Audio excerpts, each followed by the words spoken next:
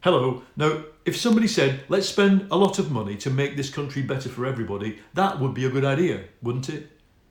Not in the world of British politics right now. It's crazy. Look at this. City AM, that's the free newspaper for bankers. Sparks fly over fake 1 trillion claim. Fake 1 trillion. Yep, the Tories have sat in a room somewhere and in their heads made up a set of figures about what Labour is about to spend on public services over 5 years. And it comes to a nice round trillion because the point is to scare you. And the point is to make you think that we're going to go bankrupt. Now, the figures are a lie, and it's no surprise that all the lying newspapers of the right, owned by billionaires, printed them. But the economics are also completely rubbish, to be honest. And I want to explain why. None of you would try to live off your credit card without paying it down every month. You'd go bust immediately or over a very short period of time.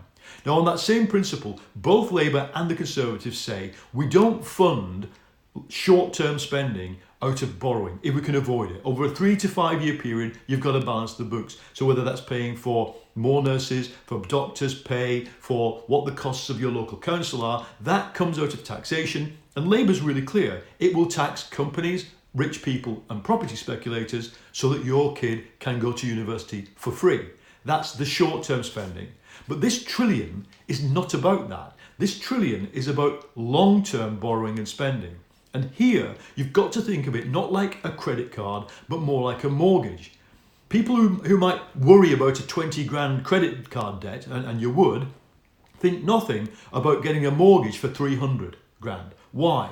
Because the mortgage, at the end of it, pays for something. It pays for an asset. Economists call it an asset. That's your house. So you take out a mortgage, you get a house at the end of the mortgage. You take out a student loan, you get a degree. You take out a car loan, you get a car. The principle is the fundamental principle of capitalism, and there's nothing wrong with it.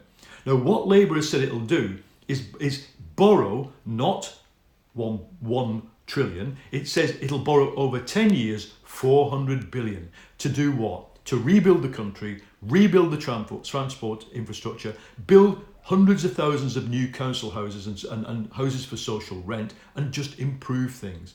And okay, the legitimate question is, when does it get paid back and will we go bust? Well, the interest rates on that debt right now, consulting the Bloomberg terminal that these guys consult, is 0.7%. Okay, so the government can borrow more cheaply right now than at any time in history. It's an amazing opportunity for us to do this one-off thing. And why do we need to? Because we need to address climate change. We need a really big change in the way we use transport, energy, food, housing.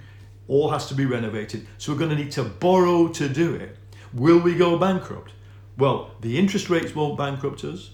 And will people run out of money to lend us? No, they won't, because all economists know there is a glut of saving in the world. There's too much money looking for too little safe places to put it. And as a result, it is certain that the government will be able to borrow. Actually, if there were a problem, the Bank of England already owns a quarter of the government's debt. It could own a little bit more. But I doubt there will be a problem. So the scare stories that lie behind this trillion figure are really there to make you think that investing in your own country is a kind of crime.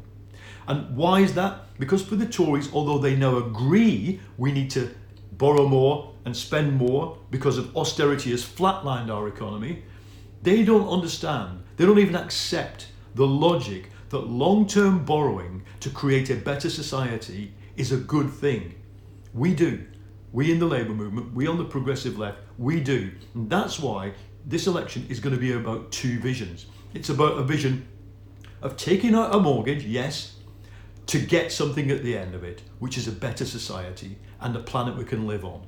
Or carrying on, cutting away, chipping away at services. In order to do what? In the end, what do they really want to do? They want to give tax cuts to rich people. That's what's in their minds. That's what no doubt will be in the manifesto, Tory manifesto. Tax cuts to the rich and screw the world, screw the planet. Because you can't do addressing climate change. you can't really address it unless you spend a lot of money. And the levels of decay in this country, large parts of it look like a museum of the 20th century, cannot be addressed unless the government is prepared to invest. And of course, what happens when government invests? The private sector invests alongside it. That's what the other fundamental law of capitalism. The state can prime the pump so that the private sector can come in. If you want more GPs in a remote city in southwest England like Plymouth because they can't get enough GPs, you need to build a railway that goes there. You need to build better housing. You need to do something about the poverty, because it's no fun being a GP in a poverty-stricken borough, right? That's the way it works. And what comes after that are inward investment by high-tech companies. It's obvious other countries do it. We need to do it. And if we do it, what we'll be able to do is start telling ourselves a story of hope about the future instead of constant panic about the present.